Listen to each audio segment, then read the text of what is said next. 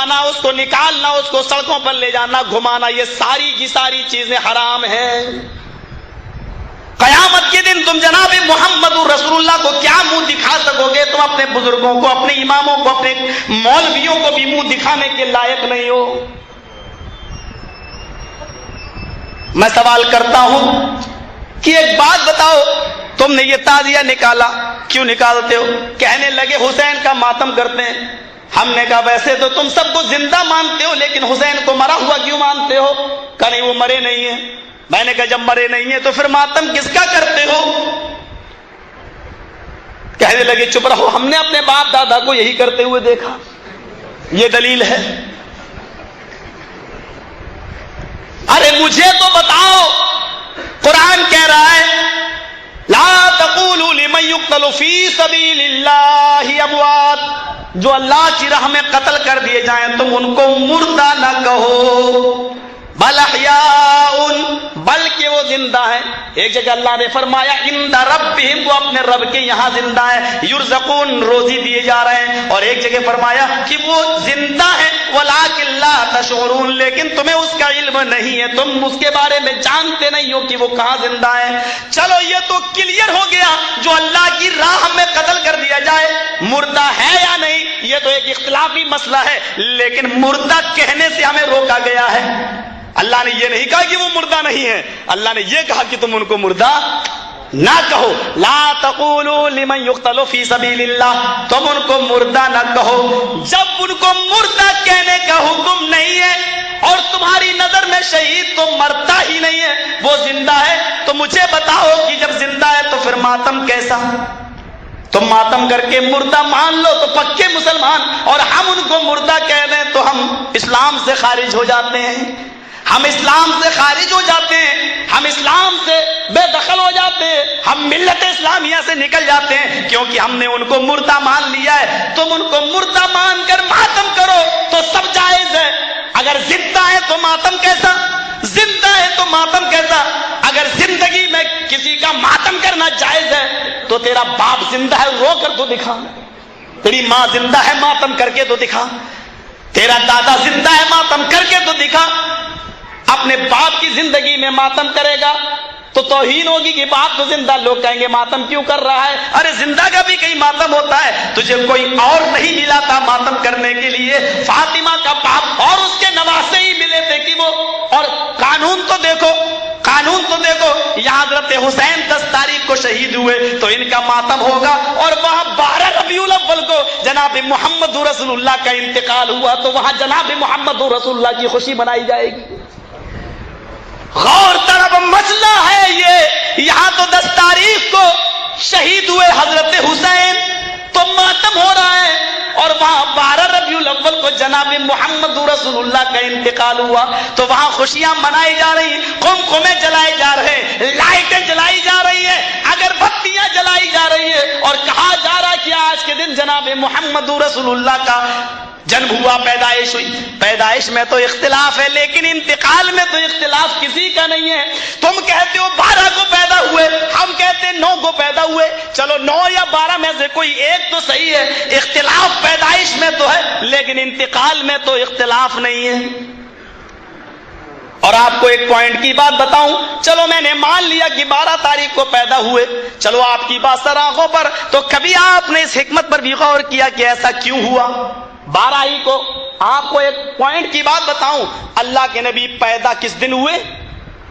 دن پیر، اور انتقال کس دن ہوا؟ پیر۔ پیدا بھی پیر کے دن ہوئے، انتقال بھی پیر کے دن ہوا۔ پیدا کس مہینے میں ہوئے؟ ربیع الاول۔ انتقال بھی کس مہینے میں ہوا؟ ربیع الاول۔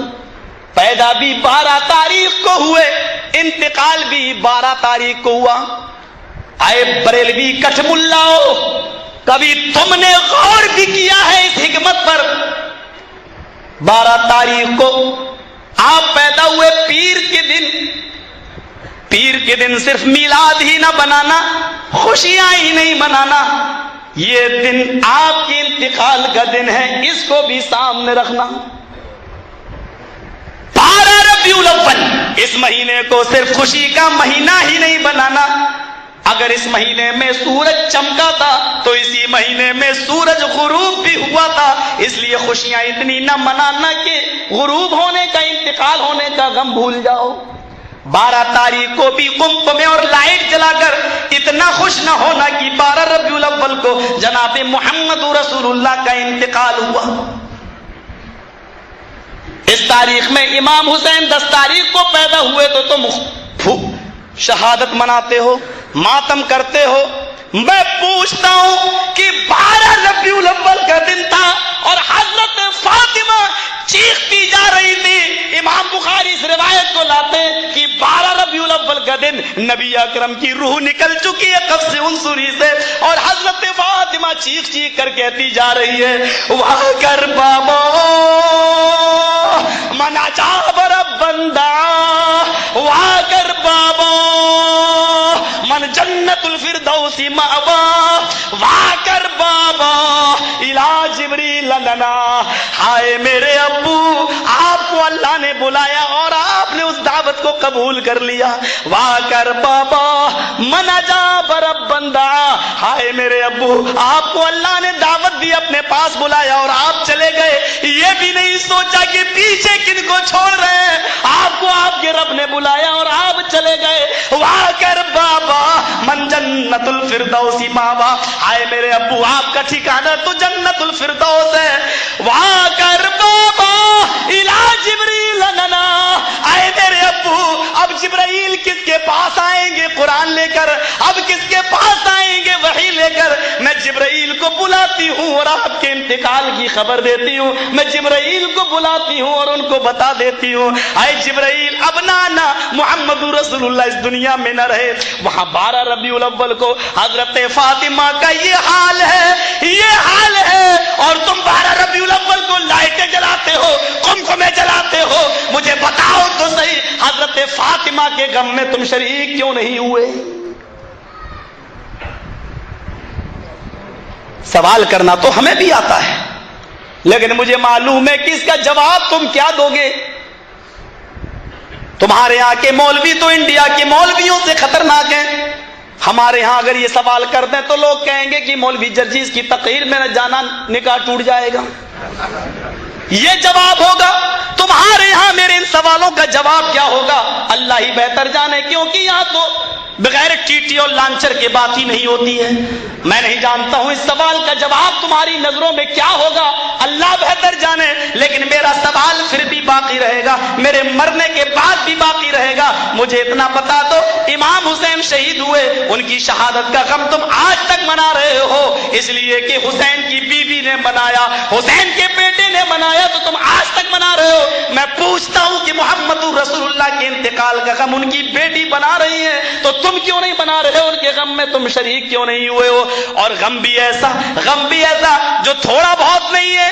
حضرت فاطمہ سے سنو کہ غم کیسا ہے. کہتی ہے صبت علی الایام، اگر وہ غم جو نبی کے انتقال کے بعد میرے اوپر ٹوٹے ہیں، غم جو میرے اوپر آئے ہیں، اگر یہ غموں کے پہاڑ کسی دن کے اوپر ڈال دیے جائیں تو دن بھی رات میں بدل جاتے. اگر یہ غم کسی پہاڑ کے اوپر ڈال دیے جائیں تو پہاڑ بھی ریزہ ریزہ ہو جائے. یہ غم ہے. اور ان کی بیٹی بتلا رہی ہے، ان کی بیٹی کہہ رہی ہے اس غم میں آئے بریلوی مولویوں مجھے اتنا بتاؤ، فاطمہ کے غم میں 12 ربیع الاول کے اندر تم شریک کیوں نہیں ہوئے؟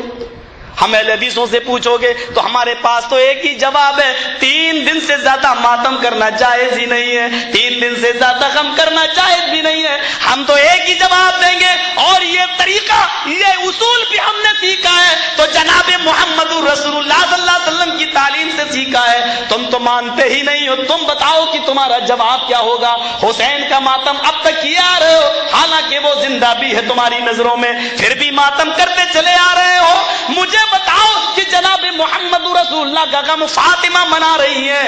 حضرت عائشہ جن کی شادی ہوئی، مسند احمد کی صحیح روایت ہے، حضرت عائشہ کی شادی ہوئی، پہلی رات ہے، نبی اکرم کے ساتھ لیٹی ہوئی ہیں، بستر پہ سو رہی ہے، رات میں خواب دیکھتی ہے کہ آسمان پر 3 چاند چمک رہے ہیں، تینوں چاند بہت زیادہ چمک رہے ہیں، لیکن ایک چاند بہت زیادہ روشن ہے، دوسرا اس سے کم، تیسرا اس سے کم۔ اما عائشہ خواب دیکھتی ہے کہ سب سے زیادہ جو چاند چمک رہا ہے وہ ٹوٹ کر میرے حجرے میں گرا، پھر دوسرے نمبر پر تھوڑی دیر بعد چاند ٹوٹا، وہ میرے حجرے میں گرا، پھر تیسرے نمبر پہ چاند ٹوٹا، وہ میرے حجرے میں گرا۔ صبح ہوئی، اپنے نبی سے، اپنے شوہر سے یہ خواب پوچھنا چاہتی ہے، لیکن ہمت نہیں پڑی کہ میرے نبی، ابھی نئی نئی بیوی ہوں، چلو پھر کبھی پوچھ لوں گی، ابھی تو زندگی بھر رہنا نبی کے ساتھ۔ حضرت ابو بکر آئے، کہنے لگے بیٹی آیا عائشہ، تجھے تیری ماں یاد کر رہی ہے۔ اللہ کے نبی سے کہتے ہیں آپ کی اجازت ہو تو میں عائشہ کو گھر سے لے جاؤں اور اپنی بیوی سے، اس کی ماں سے ملا لاؤں، شام کو پھر آپ کے گھر چھوڑ دوں گا۔